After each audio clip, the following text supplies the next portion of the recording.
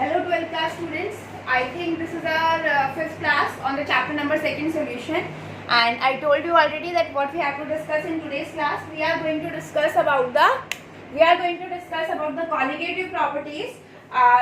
What are the colligative properties? The properties which will depend on the amount of solute which are adding in a solvent. जो properties सिर्फ solute के amount पे depend करे, these all are known as colligative property. How many colligative properties are there? There are total 4 colligative properties. उसका नाम हमने पढ़ा था. And now we are going to discuss one by one in detail. तो पहला है आपका relative lowering in vapor pressure of a solvent. Okay, by adding a non-volatile solute in it. We are talking about the non-volatile solute here. आप simply कोई भी solute low, either it is the volatile or non-volatile. आप simply देखो relative lowering in vapour pressure क्या है. Simply अगर आपको lowering in vapour pressure का मतलब क्या होता है, मींस पहले आपका सपोज करो 10 था वेपर प्रेशर, आपने जब उसमें सॉल्यूट ऐड किया तो उसका वेपर प्रेशर कितना हो गया 8. तो 10 में से 8 गया तो कितना बचा 2.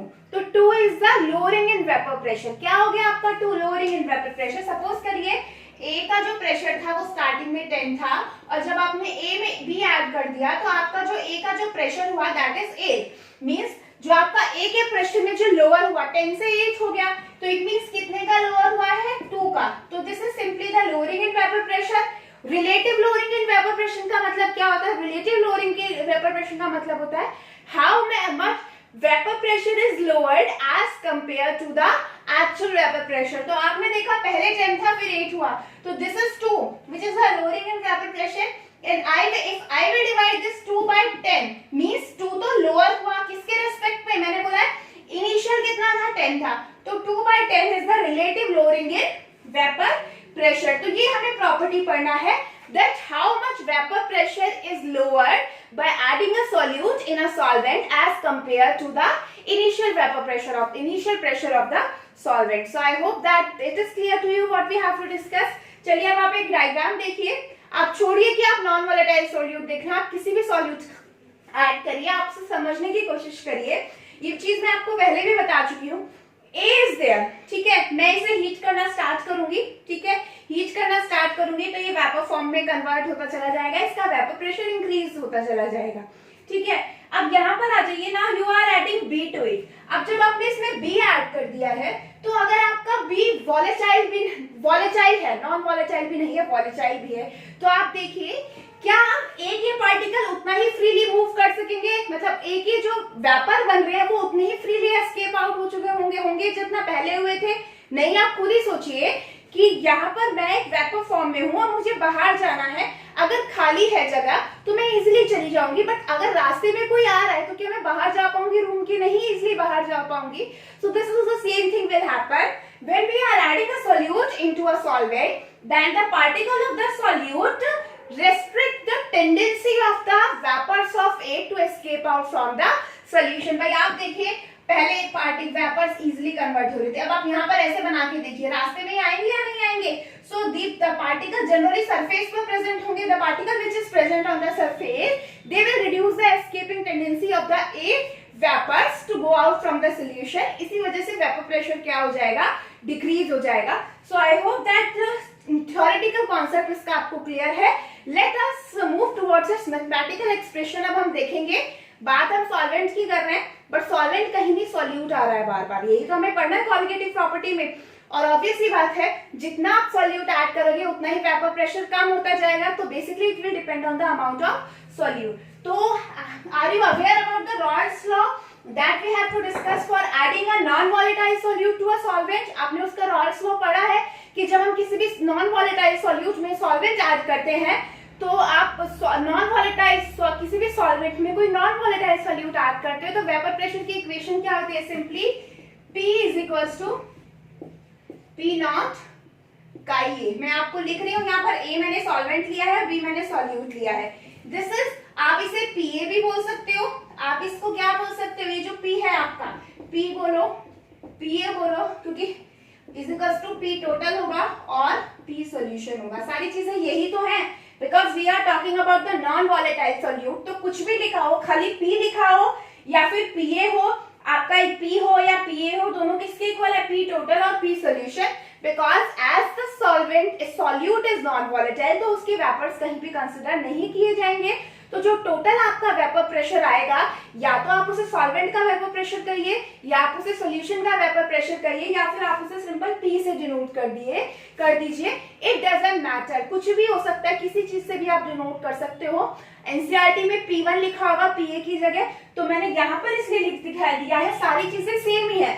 आपसे सॉल्वेंट का वेपर प्रेशर पूछे, आपसे सॉल्यूशन का पूछे, तो ये सारी चीजें यही से आएगी, ठीक है। तो आप इसे सिंपली लिख सकते हो PA और P, यहाँ पर लिख दिया P टोटल P सॉल्यूशन। आपको ये इक्वेशन याद है? अब आप देखिए इस इक्वेशन से हम कैसे लाते हैं। PA नॉट, काई और काई बी में रिलेशन क्या होता था? अगर दो ही है, chi A plus chi B is equal to 1, तो काई ए किसके इक्वल हो जाएगा? 1 माइनस काई बी। अब आप देखिए P is equal to PA naught, multiply करिए PA नॉट काई बी, इतना हो गया। अब आप देखिए इक्वेशन कैसे चेंज हो रही है, ठीक है। अब मुझे क्या करना है, इसको मैं इधर ले आऊं, इसको इधर ले आऊं, तो ये क्या हो जाएगा? PA not chi B is equals to, इसको मैं इधर लेकर आई हूं, PA नॉट माइनस P। तो सिंपली आपका देखिए pure PA not is vapour pressure of pure A और P is the vapour pressure of the solution और the partial pressure of the A. तो इसे सिंपली आप कहेंगे, इस टर्म को हम बोलेंगे, ये जो आपकी टर्म है, this is simply lowering in vapour pressure. क्या है ये?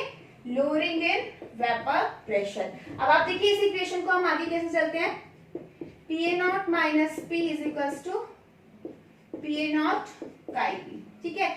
अब मैं जो ये वाली जो टर्म है, इसे मैं डेल्टा P भी लिख सकती हूँ। क्या लिख सकती हूँ? Delta P। डेल्टा P का मतलब क्या है? इनिशियल कितना था और सॉल्यूट ऐड करने के बाद कितना हुआ, माइनस कर, जैसे मैंने 10 में से 8 माइनस किया था, तो this is delta P।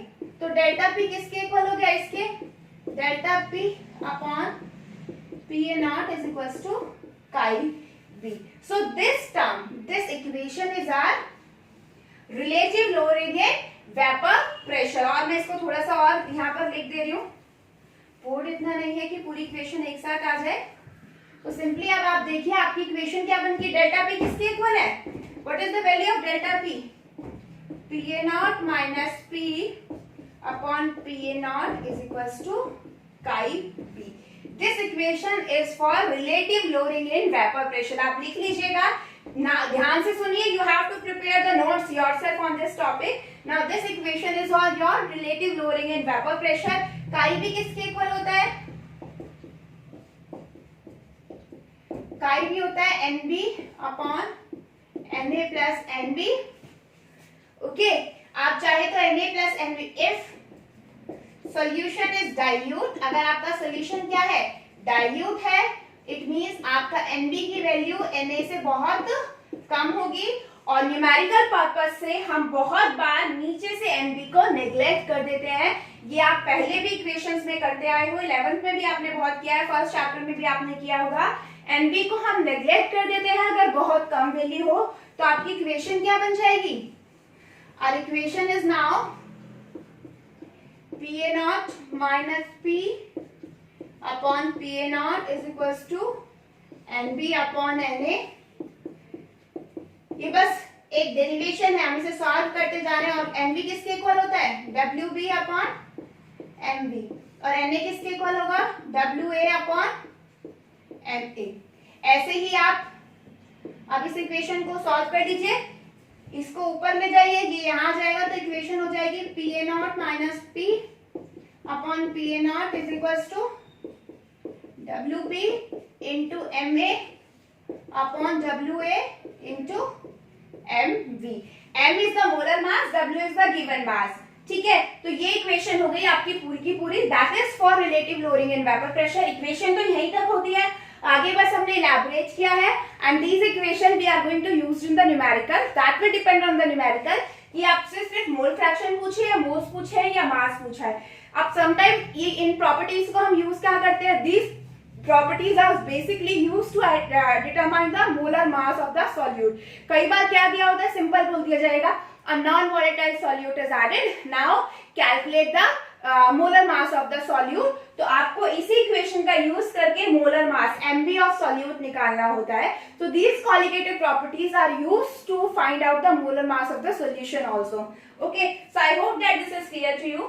Now let me take an example, तो इससे आपको क्लियर होगा। मैं क्वेश्चन फॉर्म में लिख रही हूँ थोड़ा सा, उससे आपको क्लियर होगा कि किस तरीके से हम इसे यूज करेंगे। क्वेश्चन आपका है, देखिए क्वेश्चन है, vapor pressure of pure water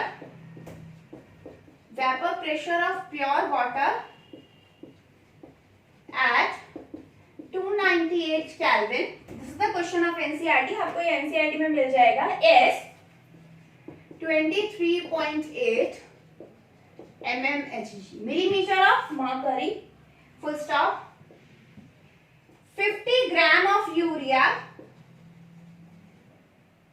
formula आपको पता है, NH2CONH2 is dissolved in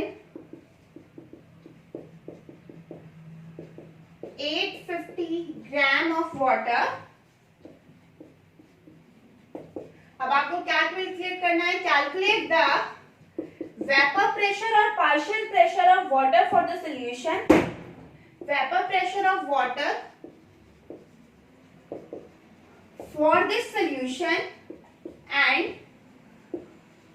relative lowering in vapor pressure, ये आपका क्वेश्चन है। आप क्वेश्चन को पहले ध्यान से समझिए, जो जो चीजें गिवन है वो लिख लीजिए। देखिए क्वेश्चन में दिया हुआ है vapour pressure of pure water, water is a solvent here, तो मैं सॉल्यूशन लिखती हूँ, मुझे क्या दिया हुआ है, PA not is 23.8 mmHg।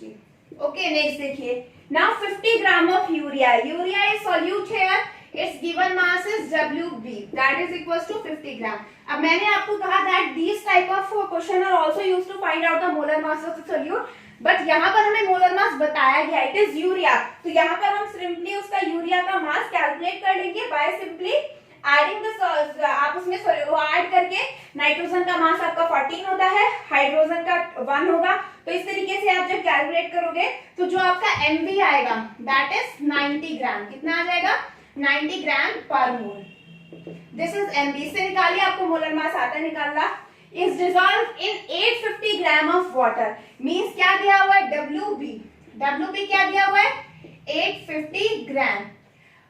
Molar mass of water कितना होता है, सॉरी डब्ल्यूबी नहीं WA, molar mass of water कितना होता है, 18 ग्राम पर मोल। तो ये सारी चीजें, अभी मैं सिर्फ क्वेश्चन पूरा पढ़ा भी नहीं है, and I have got lot of information from here.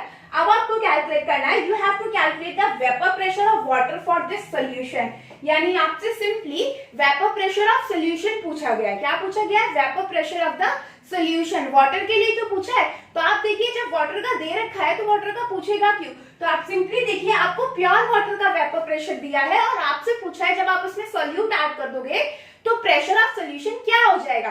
तो आप, जैसे मैंने अभी आपको बताया था कि आप पी कहिए या PA नॉट कहिए, कुछ भी कहिए, आप कैसे भी निकालेंगे आप पे डिपेंड करता है कि आप इस क्वेश्चन को कैसे सॉल्व करेंगे। नेक्स्ट इसमें पूछा हुआ है relative lowering in vapour pressure. तो चलिए स्टार्ट करते हैं relative lowering in vapour pressure also. तो अभी इक्वेशन हमने देखा,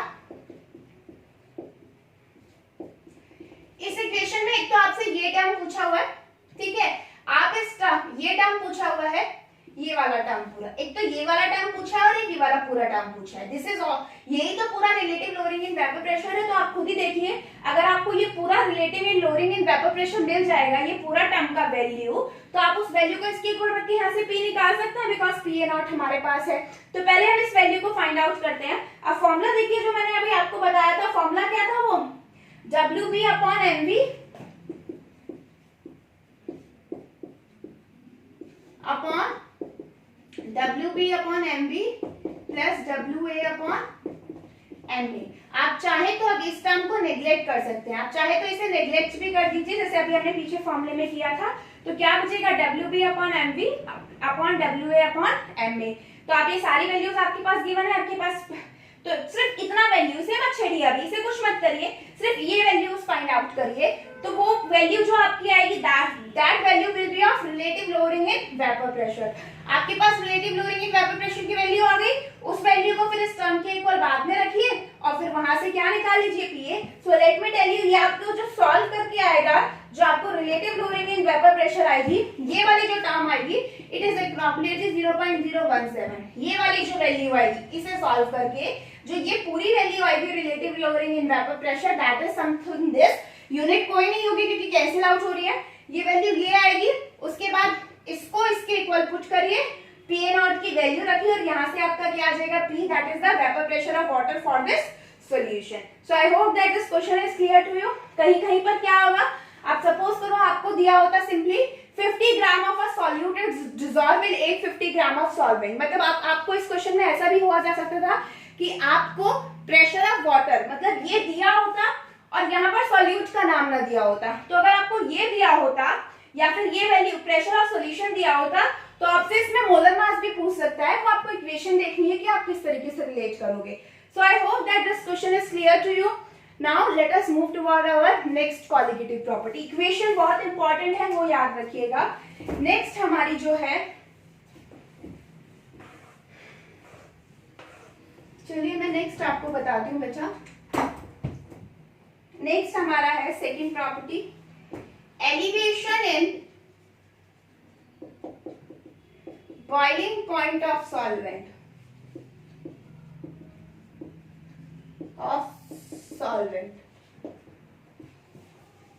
यहां लिख दीजिए by adding solute. It means if you are adding a solute to solvent, its boiling point is elevated. Elevated का मीन्स होता है इंक्रीज हो जाना, बढ़ना। एलिवेशन का मतलब इंक्रीज होना। इट मीन्स जब भी आप कोई सॉल्यूट सॉल्वेंट पे ऐड करते हो, उसका बॉइलिंग पॉइंट इंक्रीज हो जाता है। जैसे वाटर का आप एग बॉईल करते हो तो उसमें नमक सॉल्ट डालते हो, तो आपने सॉल्ट ऐड किया, उसकी वजह से वाटर का बॉइलिंग पॉइंट 100 से ज्यादा हो जाता है। तो सिंपली अब इसे पढ़ने से पहले आपको डेफिनेशन किसकी पता होनी चाहिए, बॉइलिंग पॉइंट की। बॉइलिंग पॉइंट की डेफिनेशन मैंने आपको बहुत अच्छे से पढ़ाई है। क्या होता है बॉइलिंग पॉइंट की जो एग्जैक्ट डेफिनेशन होता है, the temperature at which vapor pressure of any liquid is equals to atmospheric pressure। और हमारे एटमॉस्फेयर का प्रेशर कितना है, 1 atmosphere. Atmospheric pressure that is 1 atm। हमारे एटमॉस्फेयर का 1 atm है, इसलिए मैंने लिखा है। इट मीन्स वो नहीं है कि जिस टेम्परेचर पे लिक्विड बॉईल होना स्टार्ट हो जाए। Simply the temperature at which vapour pressure of the liquid is equals to the atmospheric pressure is known as the boiling point of the any liquid। अब आप सोचिए कि एलिवेशन क्यों होता होगा। पहले मैं आपको सिंपल एक जनरल समझाती हूँ, फिर then we will going to move towards our graphical representation और मैथमेटिकल इक्वेशन। सपोज करिए आपके वेपर प्रेशर 1 atm है, एटमॉस्फेरिक प्रेशर। आपके लिक्विड का वेपर प्रेशर था 7 atm, 0.7 atm या 0.4 ले लीजिए, ठीक है। आपने लिक्विड लिया, कोई भी ए लिक्विड लिया, ए सॉल्वेंट लिया, आप इसे हीट करना स्टार्ट करोगे।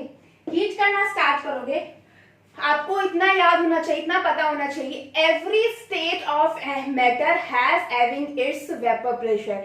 चाहे वो सॉलिड स्टेट हो, चाहे वो लिक्विड स्टेट हो, चाहे वो गैसियस स्टेट हो, हर किसी का अपना प्रेशर होता है अपनी एक नॉर्मल स्टेट में। सॉलिड सब्सटेंस के भी जो वेपर्स होते हैं उनका भी प्रेशर होगा, चाहे वो बहुत कम हो, नेग्लिजिबल हो, पर होगा। तो ऐसे ही जब आपने लिक्विड को स्टार्टिंग में लिया होगा, it has having certain amount of vapour pressure. मैंने सपोज किया वो कितना है, 0.4 है, ठीक है। अब मैं इस सब क्या करूंगी, इस लिक्विड को हीट करूंगी। It means I am going to provide the temperature. जब आप इसे हीट करना स्टार्ट करोगे, ये 0.5 आएगा, 0.7 आएगा और धीरे धीरे जाकर ये कहां तक पहुंच जाएगा, 1 atm पे। जब ये 1 atm पे पहुंच गया, उस पर हम टेम्परेचर नोट कर लेते हैं कि हमारा टेम्परेचर कितना आया। सपोज करिए वो मेरा आ गया 80 डिग्री सेल्सियस। कितना आया, 80।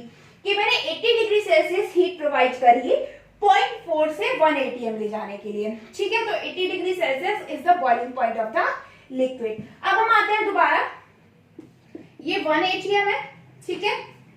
मैंने यहाँ पर A प्लस बी भी ऐड कर, A में क्या ऐड कर दिया, अभी नॉन वॉलेटाइल सॉल्यूट ऐड कर दिया।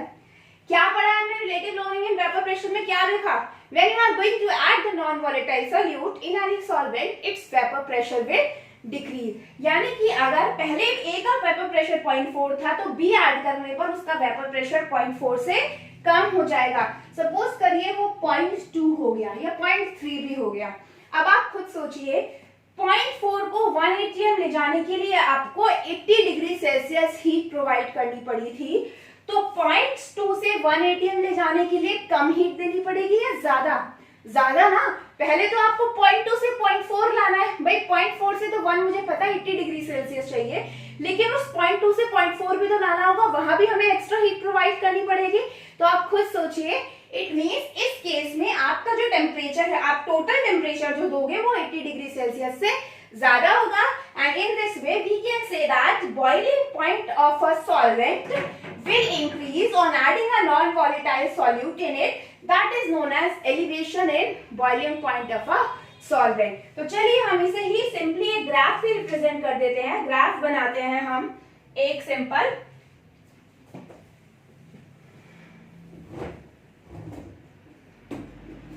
तो मैं इस डेफिनेशन को इरेज कर दूं या चलिए आप लिखे रहने दीजिए, पहले ग्राफ बनाने दीजिए।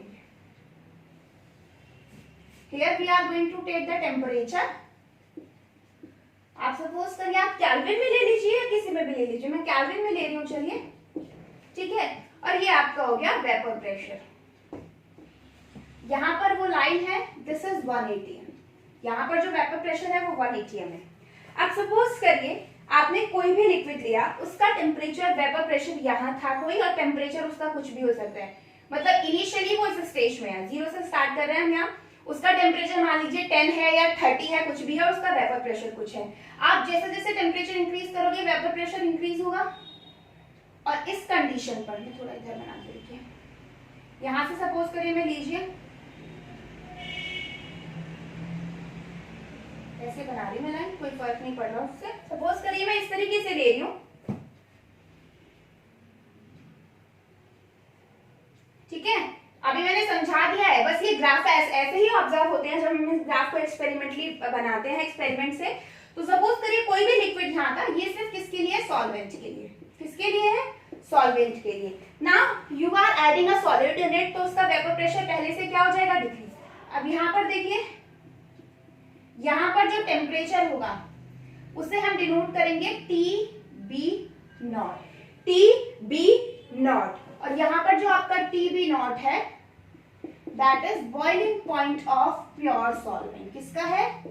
प्योर सॉल्वेंट का। अब आपने क्या किया, आपने इसमें कोई भी सॉल्यूट ऐड किया, उसका वेपर प्रेशर कम हो जाएगा। तो आप खुद ही देखिए, अब जो आपका ग्राफ बनेगा वो इस तरीके से बनेगा या नहीं बनेगा? यानी अब उस पर उसको करस्पॉन्डिंग टेम्परेचर से मिलाइए, ये आ गया TB। TB क्या है आपका?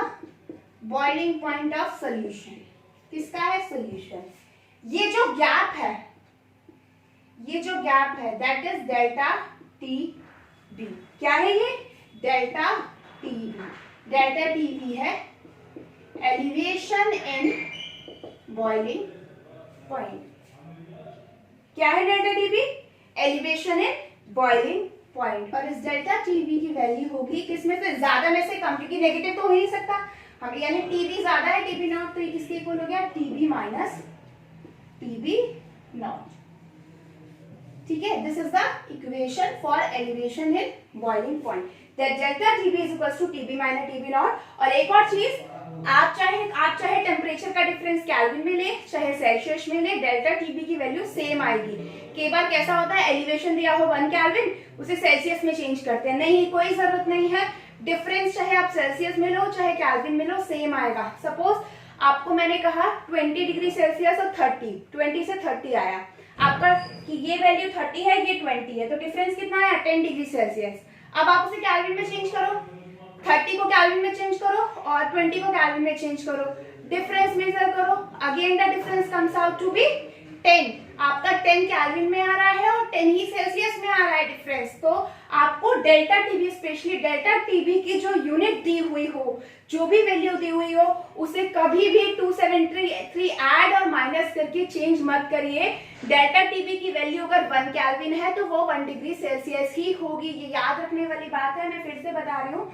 अब आप सपोज करिए, अब ये ग्राफ आपको समझ में आ गया है हो, तो मैं इस ग्राफ को इरेज कर रही हूँ। यहाँ भी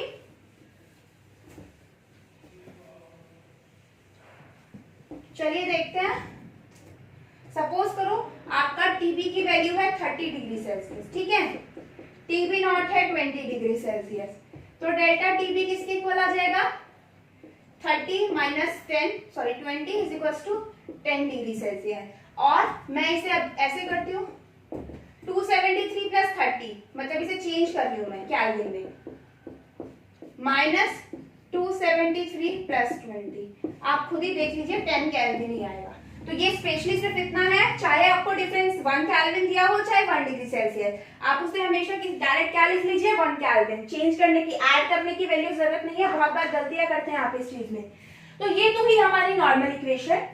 टीबी नॉट की वैल्यू वाटर के लिए आपको पता है टीबी नॉट वाटर का बॉइलिंग पॉइंट 373.15 और 100 डिग्री सेल्सियस के अप्रॉक्स होता है, हम 273.15 भी लिखते हैं, तो ये आपका टीबी नॉट हो जाएगा 373.15। जनरली मिसकंसेप्शन से बचने के लिए कभी कभी हम सिर्फ 373 लेते हैं, कभी 373.15 लेते हैं, तो या तो आपको दिया होगा अगर वाटर होगा सॉल्वेंट, नहीं तो आप खुद से 373.15 लीजिएगा हमेशा वाटर का प्योर बॉइलिंग पॉइंट यानी टीबी नॉट।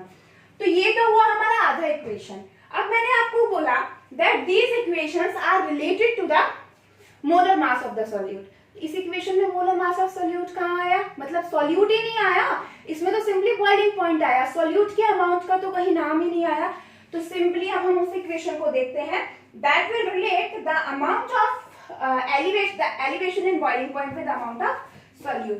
तो जब हम इसे कंसिडर करते हैं तो आपका जो डेल्टा टीबी होता है that is directly proportional to molarity of solution, यानी delta TB is directly proportional to small M और delta TB is equals to आता है KB M. M is molarity और केबी आपका होता है मोलर एलिवेशन कांस्टेंट, या फिर हम इसे बोलते हैं एब्यूलियोस्कोपिक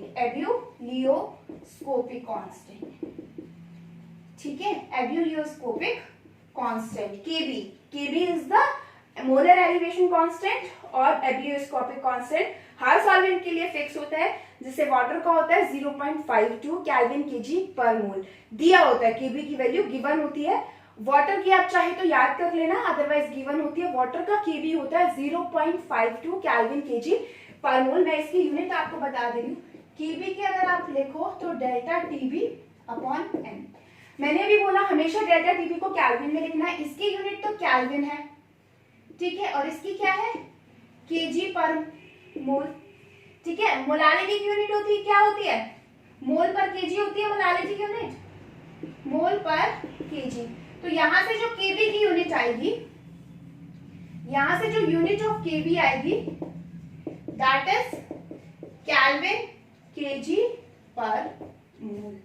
और अब आपको क्या होता है, आपको कुछ कांस्टेंट को डिफाइन करना होता है। तो सपोज करो if your molarity is equals to 1, molarity 1 है तो केबी किसके इक्वल हो जाएगा डेल्टा टीबी के। तो ये डिफाइन करना आता है कि आप डिफाइन कैसे करेंगे एब्यूलियोस्कोपिक कांस्टेंट को, तो simply molar elevation constant is equals to the elevation in boiling point when 1 mole of solute dissolve per KG of solvent. Simple हो गया ना, 1 मोलर का मतलब क्या है 1 मोल ऑफ सोल्यूट पर केजी ऑफ सॉल्वेंट। तो इसे डिफाइन हमने कर दिया that molar elevation constant is defined as the elevation in boiling point when 1 mole of solute is dissolved per kg of solvent। ये सिर्फ इसे डिफाइन करने के लिए इक्वेशन तो आप यही यूज करोगे ये वाली। तो इस इक्वेशन को अगर मैं आगे बढ़ाऊं, now delta TB is equals to KB into molarity, delta TB is equals to KB, molarity का क्या था moles of solute upon mass of solvent NB upon WA। तो यहीं से आप रिलेशन निकालोगे NB और WA, NB को मासेस में चेंज कर दो, तो आगे आपका रिलेशन डेल्टा TB और NB मोल्स ऑफ सोल्यूट या मास ऑफ सोल्यूट में। इसी इक्वेशन को हम सेम यूज कर सकते हैं to find out the molar mass of the solute.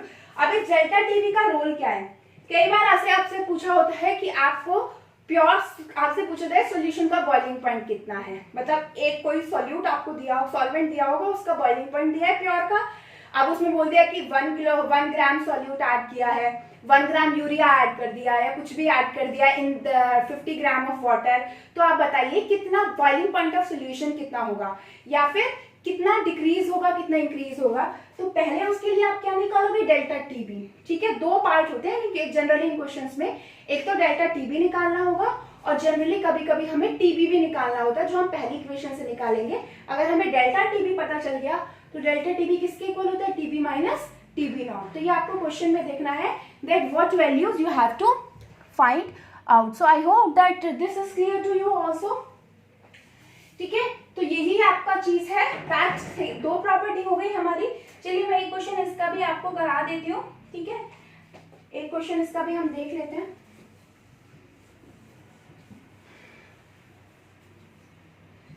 Next question है, क्वेश्चन दिया हुआ है boiling point of water at 750 mmHg is 99.63 degree Celsius. हमें कोई मतलब नहीं है कितना, हमें जो दिया हुआ है हम उसे ही लेंगे। हम नहीं देखेंगे कि 100 डिग्री सेल्सियस है या कितना, हमें कोई मतलब नहीं, हमें जो दिया है वाटर का 99.63 तो हम उतना ही लेंगे। आगे क्वेश्चन में दिया हुआ है how much sucrose is to be added to, how much sucrose to be added to 500 gram of water such that it boils at 100 degree Celsius. It means आपको क्या फाइंड आउट करना है, सुक्रोज का amount, molar mass नहीं, भाई नाम देता है तो मोलर मास तो मैं बता ही सकती हूँ, आपको कैलकुलेट करना है WV। तो सोल्यूशन में अगर मैं आपको लिखूं तो सबसे पहले आप लिखो आपको कैलकुलेट क्या करना है, आपको कैलकुलेट करना है WV। MV लिखिए, आपको गिवन है सुक्रोज, सुक्रोज का फॉर्मूला क्या आता है, C12H22O11। This is the formula of sucrose, आपका है C12H22O11 और इसकी जो वैल्यू आएगी दैट इज 342 ग्राम पर मोल।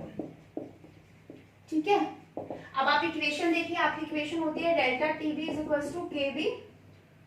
ठीक है, KB into WB upon MV into WA.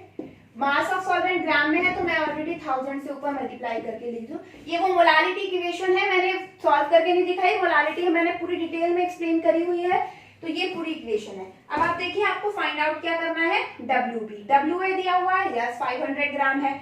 MV मुझे पता है, चलिए मैं यहाँ लिख लेती हूँ, WB is equal to 500 gram, WA बेटा, MA 18 ग्राम सॉल्वेंट है हमारा क्योंकि।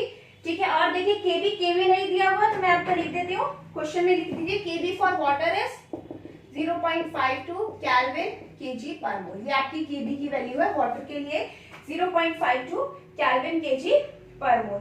तो ये आप अब यहाँ से क्या करिए, आप पूरी इक्वेशन को सॉल्व करिए, आपको क्या निकालना है, WB।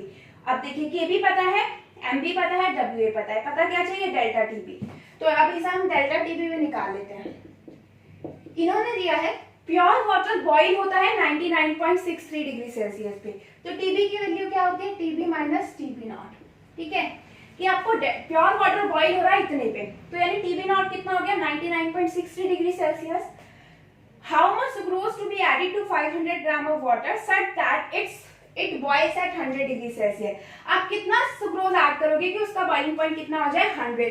तो सिंपली आपको दिया हुआ है 100 माइनस 99.63, जो आपका वैल्यू आएगी इट इज 0.27 केल्विन में लेना, बिकॉज हमने सारी यूनिट केल्विन में ली है, तो इसे चेंज करने की जरूरत नहीं है, 0.37 आएगा, सिंपली आ जाएगा 0.37 केल्विन। अभी मैंने आपको बोला है चाहे सेल्सियस में आप डिफरेंस निकाल रहे हो, डेल्टा टीबी हमेशा केल्विन में लिखना है और उतनी ही वैल्यू लिखनी है, कोई चेंज नहीं करना।